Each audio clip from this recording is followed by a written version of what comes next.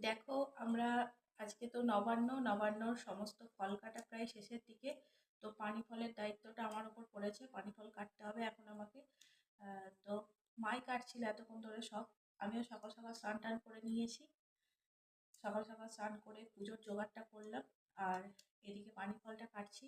আমার কি মনে হয় যে সব ফলের মধ্যে পানি ফল কাটা হচ্ছে বেশি মুশকিল। দেখো কতটা শক্ত খোলাটা, তার মধ্যে তোমার কাটা আছে, দুধারে দুটো কাটা আছে।